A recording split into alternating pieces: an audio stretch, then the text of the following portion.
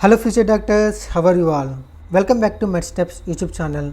So today in this video we are diving deep into bacterial cell structures and their functions and chemical composition. So you must know for your exams and clinical understanding. So this video is very important for your using antibiotic and everything. So first of all we are going to discuss about peptidoglycan. The peptidoglycan is the toughest backbone of the bacterial wall. The main function will be it gives the bacteria rigid support and it protects it from osmotic lysis. It will protect from breakdown of the osmotic, that is bursting due to excess water. So the chemical position will be it's made of a sugar backbone cross-linked by peptide side chains and all held together by an enzyme called transpeptidase. This is very important. Why? Because we can target of beta-lactam antibiotics like penicillin. So next one, cell wall. The bacterial cell wall is a major surface antigen. It helps our immune system to recognize the pathogen. So it's major surface antigen. So the chemical position will be it composed mainly of peptidoglycan for strength, and in gram positive bacteria it contains lipoteichoic acid which stimulates immune responses by inducing tumor necrotic factor alpha and interleukin 1. So next one, outer membrane. In outer membrane we can see gram negative. So this is structure. This structure is only found in gram negative bacteria, okay, and the main function will be it contains endotoxins like lipopolysaccharides which are potent stimulators of inflammation and septic shock. The chemical composition will be like the lipid A component of lipopolysaccharide triggers tumor necrotic factor alpha and interleukin 1, while the O polysaccharide acts as the antigenic determinant.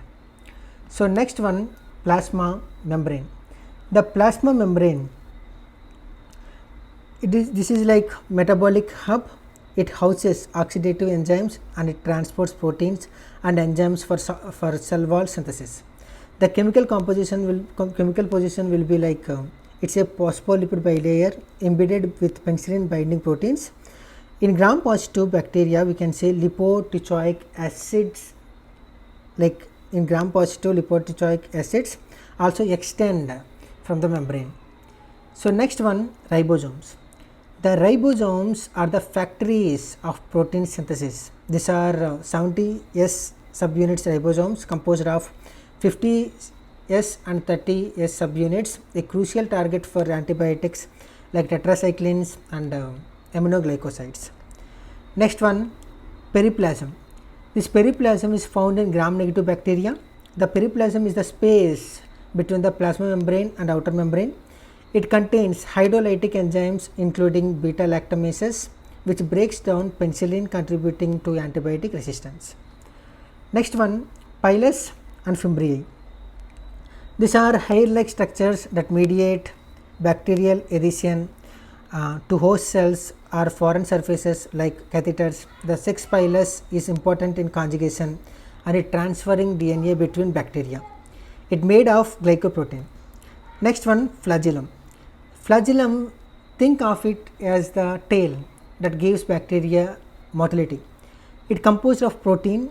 It allows movements toward nutrients or away from danger situations, a behavior called chemotaxis. Next we are going to see the spore.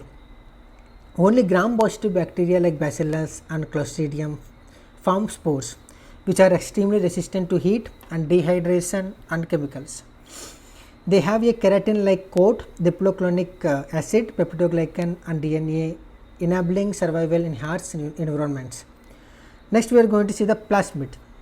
Plasmid, these are like extra chromosomal circular DNA elements. They carry genes for antibiotic resistance, toxins and enzymes, and yes, they can be transferred between bacteria to bacteria. Next one, capsule. You can see here this is capsule. The capsule is a major virulence factor. It protects against phagocytosis by the immune system. The chemical position will be like it's made of an organized discrete polysaccharide layer, except in Bacillus anthracis where it's D-glutamate. Okay. Next one, last one, finally the Glycocalyx is a sticky layer that helps bacteria to adherence to surface, especially foreign ones like catheters, contributing to biofilm formation. It's made up of loose network of polysaccharides. So in conclusion, every part of a bacterial cell is a potential target for our immune system or antibiotics. So understanding these components not only helps in exam like FMGE or USMLE, but also in real life infections and treatments. If you found this video is helpful, don't forget to like, share and subscribe, and comment below if you have any doubts. So we will meet in our next video. Take care. Bye bye.